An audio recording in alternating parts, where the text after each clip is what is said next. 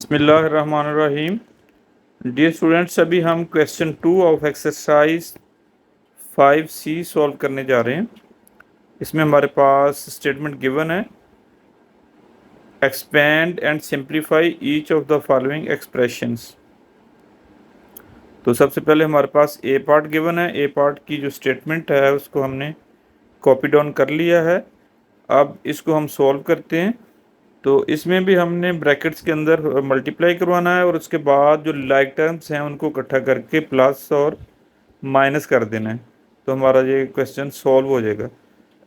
इसमें हम क्या करते हैं कि 5 को अंदर मल्टीप्लाई करते हैं with a and then with 2b। It will be 5a and 5 2s are 10b minus 3b। अब हमने क्या करना है कि जो लाइक टर्म्स हैं उनको इकट्ठा कर देना है। ये दोनों यानी एक ही है, ए 1 टाइम्स है, तो इसलिए हम जो है ना 10b माइनस 3c को सॉल्व कर लेंगे। 10 प्लस है माइनस 3, इट विल बी 7। तो इधर हमारे पास इसकी b वैल्यू है 5a को एज इट इज़ लिखा और उसके बाद प्लस 7b इसका आंसर आ जाएगा।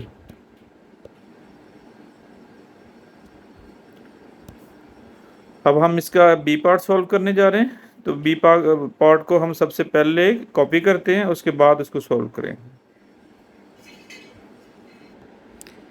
इसके बी पार्ट को भी हमने एक्सपेंड करना है। तो एक्सपेंड करने के लिए हमने क्या करना है कि ये जो 7 है इसको मल्टीप्लाई करना है पी के साथ भी और क्यू के साथ भी।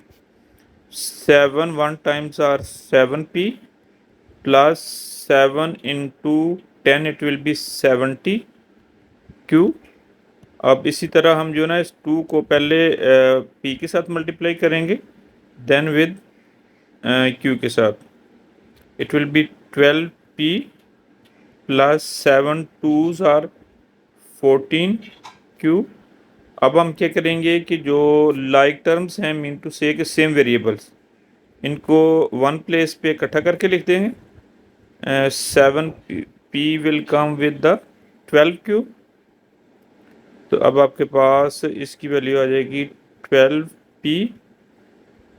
7 will come with the 12p not q। अब हमारे पास इसमें से इसके बाद 70q it will arrange with the 14q। अब इन दोनों वैल्यूज़ को हम ऐड करते हैं। 12 plus 7 it will B 19p और इसके बाद 70 plus 14 it will B 84 plus 84q। This is the answer of this part. Now going to solve the next part, that is C part. इसमें C part में हमारे पास जो इसमें हमारे पास expression given है। तो इसमें हम क्या करेंगे कि सबसे पहले तो इसको एज इट इज़ लिखेंगे जो फर्स्ट टर्म है a प्लस 3b। अब जो मेन काम है हमारा, इसमें हमने जो जो माइनस है ना इसको मल्टीप्लाई करवाना है। इसके साथ पॉजिटिव साइन है, इसके साथ नेगेटिव है, तो ये माइनस माइनस के साथ मल्टीप्लाई प्लस के साथ मल्टीप्लाई होगा। It will B minus minus 5a। अब ये है कि इसी साइन को हम इस नेगेटिव साइन के साथ मल्टीप्लाई करवाएंगे तो minus into minus it will B plus. तो हमारे पास इसका प्लस 4b आ जाएगा। अब हमारा नेक्स्ट काम क्या होता है कि हमने लाइक टर्म्स को इकट्ठा करना होता है। a minus 5a plus 3b plus 4p। अब हम इसको क्या करने जा रहे हैं कि -5 में से +1 माइनस करेंगे।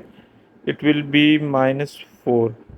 -4 इसके साथ वेरिएबल a आ जाएगा and 4 plus 3 it will B 7 plus 7b।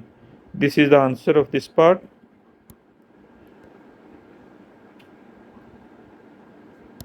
अब हम इसका डी पार्ट करने जा रहे हैं।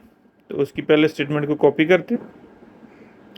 ये डी पार्ट में हमारे पास x को हम एज इट इज़ लिखेंगे, उसके बाद +3 है तो अंदर इसकी जो ब्रैकेट के अंदर 2x minus 3y plus z है, इसकी वैल्यू साइन चेंज नहीं होगी, वैसे इसको मल्टीप्लाई हम करेंगे क्योंकि जब बाहर हो तो अंदर वाली साइन सेम रहती है।